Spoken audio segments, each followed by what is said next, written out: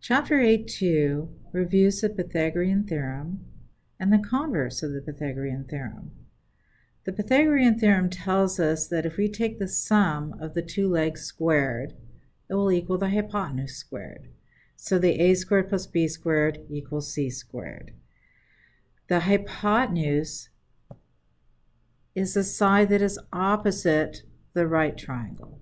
And to test that it's a right triangle, we have to show that the two legs, when you sum the two legs, it is greater than the third leg. And this will tell us that it's a triangle. One of the things that we've spoken about in class already is that I want exact answers only. If it's not a perfect square, simplify it. If it is a perfect square, simplify it.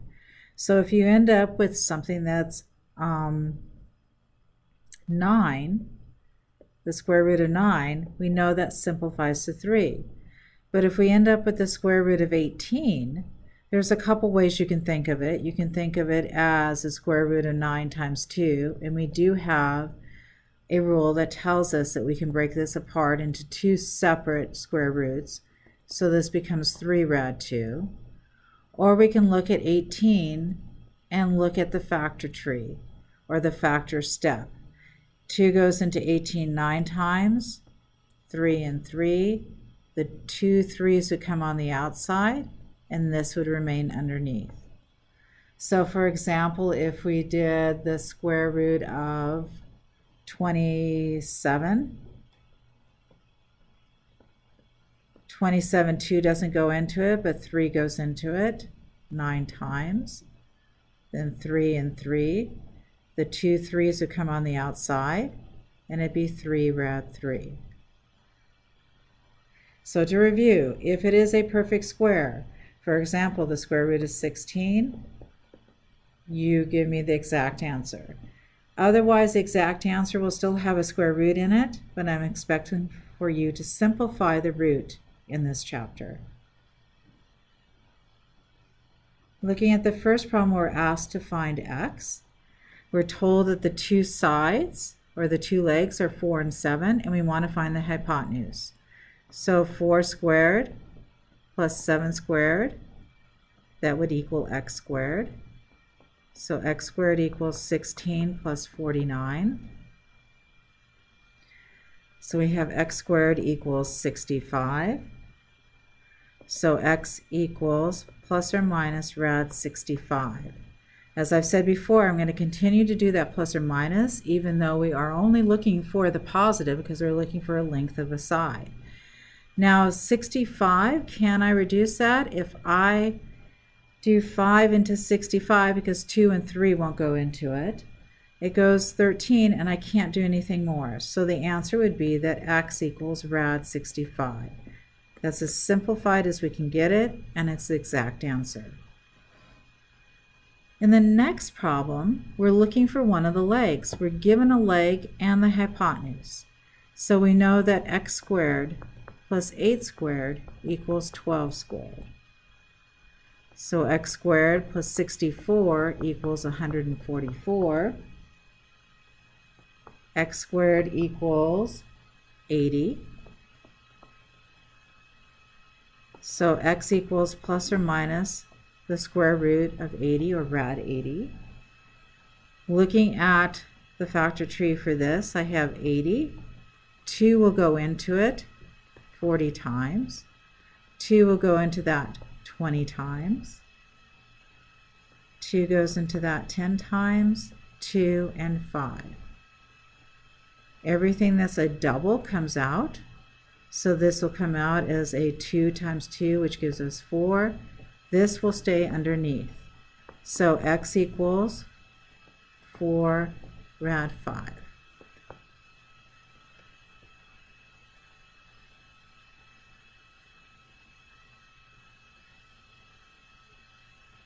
On this next problem, we're given the two legs.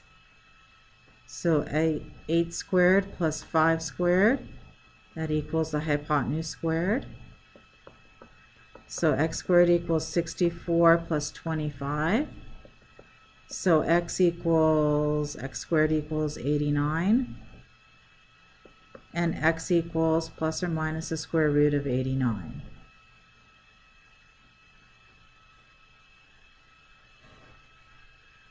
And problem B, we're looking for a leg. So x squared plus 6 squared equals 12 squared. So then we have x squared plus 36 equals 144. So x squared equals 108. X equals plus or minus rad 108. Let's see if we can simplify rad 108. So 2 goes into 108 54 times. 2 will still divide 54, which gives us 27. 2 will no longer go into 27. 3 will, so 9. 3 will go into that, so we have 2 times 2 times 3 times 3 times 3. Everything that's a double will come out. So 2 times 3 will give us 6, and this will stay underneath of the rad. So the answer is 6 rad 3.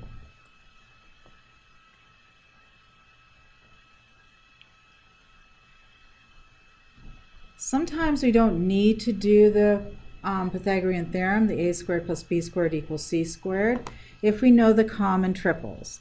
3, 4, 5 is the most common triple that we see a lot.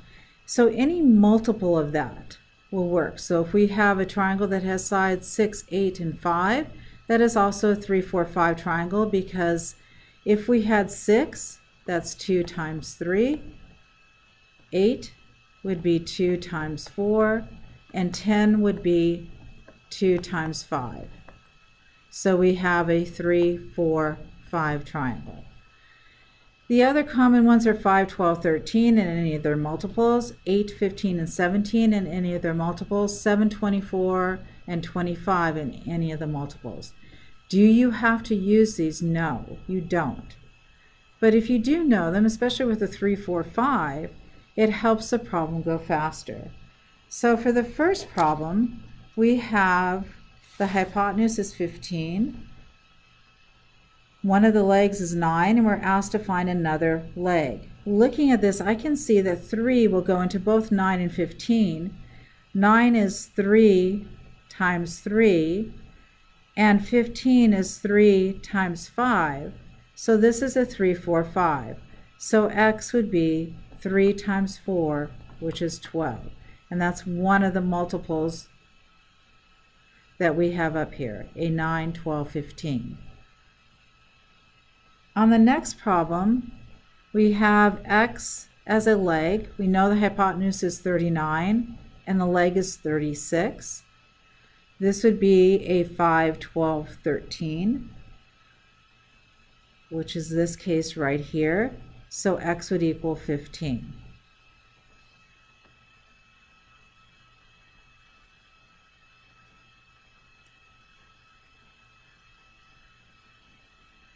A 20-foot ladder is placed against a building to reach a window. So the building is going to have the right angle where it touches with the ground. You always lean a ladder. You have to lean a ladder to climb up it. You can't climb up it straight up and down unless you're doing some sort of trick. So we have a window that is 16 feet above the ground. We have a 20-foot ladder. We want to know how far the ladder would be away from the bottom of the building. That length is one of the legs, 16 is the other length, and 20 is the hypotenuse. So x squared plus 16 squared equals 20 squared. Or you can notice that I could put 4 into both of these. This would be 4 times 4, and this would be 4 times 5. So we have a 4 and a 5 and another leg, so this would be 4 times 3, because this is a 3, 4, 5 triangle. So it gives us that x is 20. Yes, you can do it this way. X squared plus 36 equals 400. X squared equals, oops, excuse me, not 36.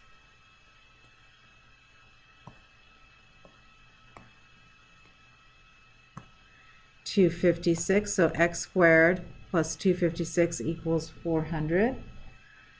So x squared would equal 144. So x would equal plus or minus 12. And we would choose the positive. Either way, doing the 3, 4, 5 method goes faster, but you can definitely still do the Pythagorean theorem. A 10-foot ladder is placed against a building. So here's our building. Here's the ground. Here's our right angle. Here is the 10-foot ladder. It's 6 feet from the building.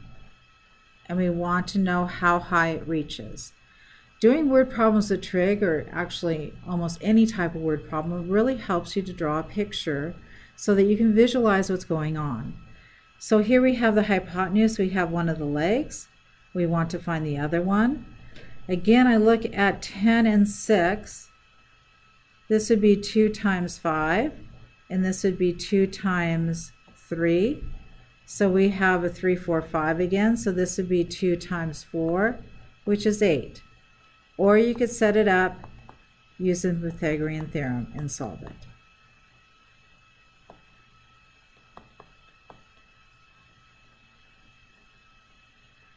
The converse is a way for us to determine what type of triangle we have. If we're given information about the triangle, given the 3 sides, we can determine first if it's a triangle.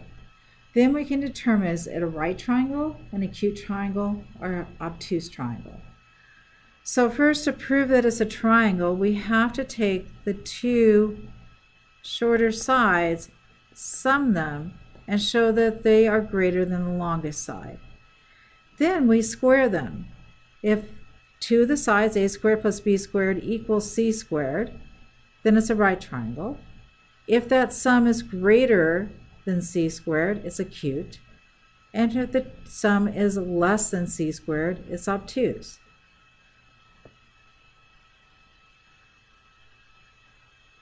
So in this example here, they want to determine whether or not it's a right triangle. So we look at a squared plus b squared, does it equal c squared? So 10 squared plus 10 rad 3 squared, does that equal 20 squared? We end up with 10 squared is 100, 10 rad 3 squared is 300, and to review that, if I'm squaring these, I have a rule that tells me I can square each of them separately.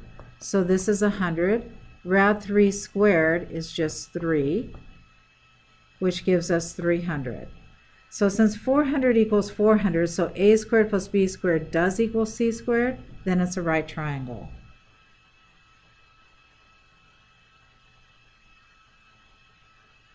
So we want to determine whether the sides that are 9, 12, and 15 is a right triangle, or is it acute or obtuse. So first we test to see that it's a triangle. Is 9 plus 12 greater than 15? Yes. So it's a triangle. Then we're going to look at 9 squared plus 12 squared and compare it to 15 squared. So 81 plus 144. 15 squared is 225. 81 plus 44 is 225. And that does indeed equal 225. So a squared plus b squared does equal c squared. So it is a right triangle. Yes, looking at these numbers, I can tell it's a 3, 4, 5. But when I ask you to justify it, you have to show this work. So let's examine 10, 11, and 13. So is 10 plus 11, is that greater than 13? Yes, it is, so it is a triangle.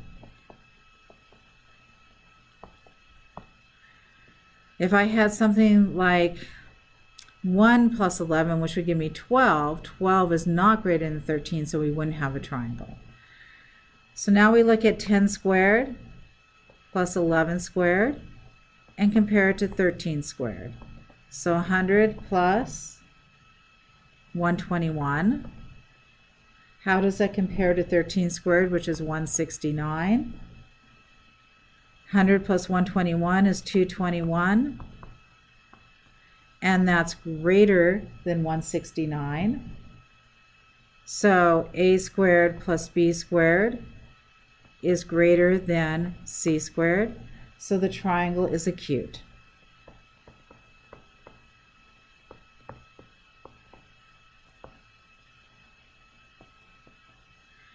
This concludes the lesson of 812.